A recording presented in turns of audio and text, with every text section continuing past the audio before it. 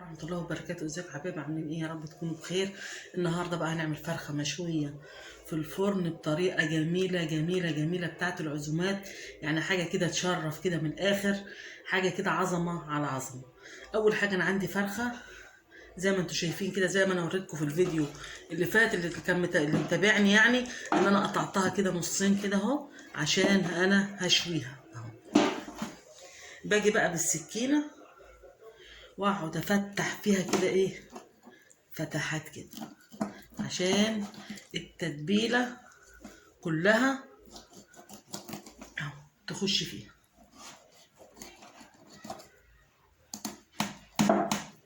الصدر كده كذا فتحة،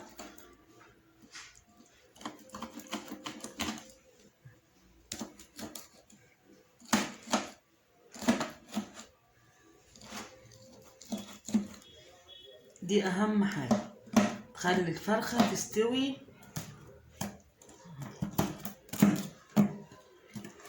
وتبقى شاربة من التتبيلة كلها.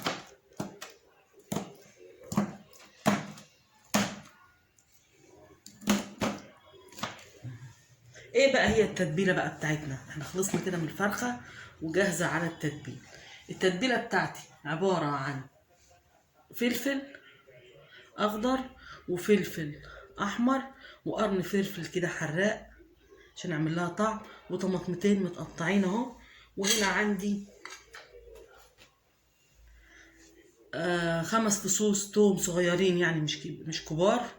وعندي مكعبين مرقة دجاج، وعندي كمون، وعندي بهارات، وعندي فلفل اسود، وعندي شوية قرفة اهو، وعندي معلقة ملح، وعندي ليمونة.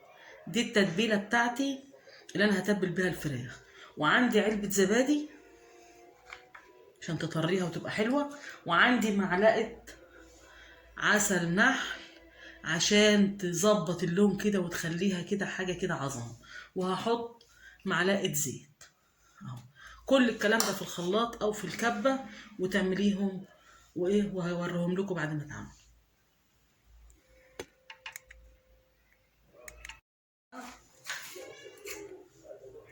هنزل بعلبه الزبادي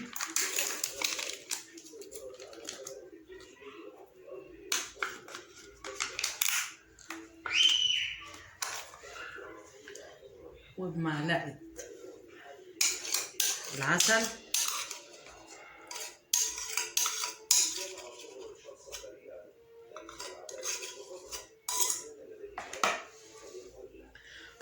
وبالليمون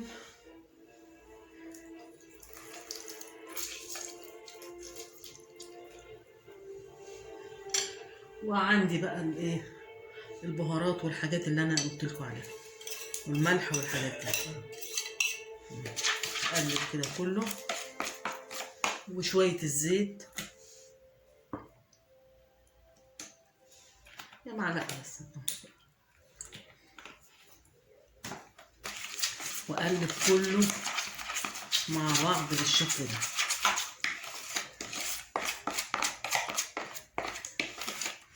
وانزل عليهم بالحاجات اللي انا ضربتها بالكبه.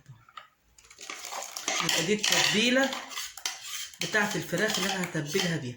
انا دلوقتي بالليل يعني انا هتبلها وهبيتها في التلاجة، وبكره ان شاء الله هشويها وهوريها لكم برضه. يعني انا النهارده كده دلوقتي احنا بالليل اهو بعد العشاء.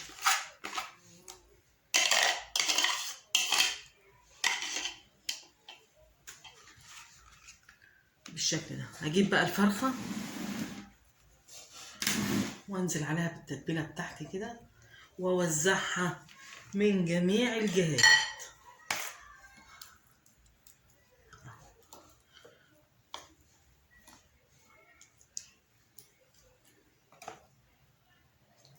واشرب كده في التتبيله في الفتحات اللي انا عاملاها، ادخل فيها اهو.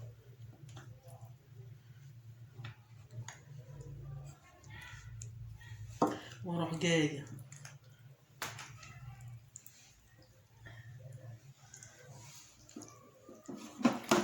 قلبه بالشكل ده وافضي برضو اهو.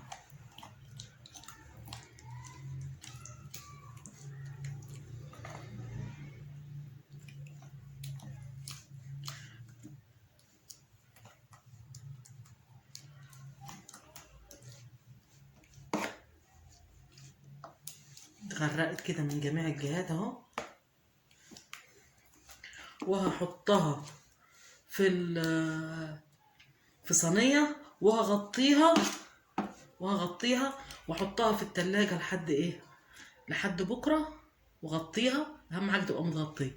وبكره ان شاء الله هوريكم هشويها ازاي، بس اهم حاجه انها تبات في التتبيله. خليها كده اهو،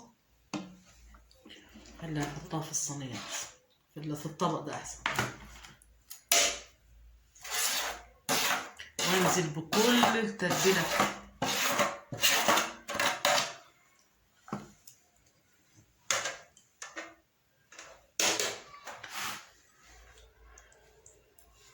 وهزود كمان اهو بالشكل ده كده الجميل ده. وهسيبها لبكره ان شاء الله.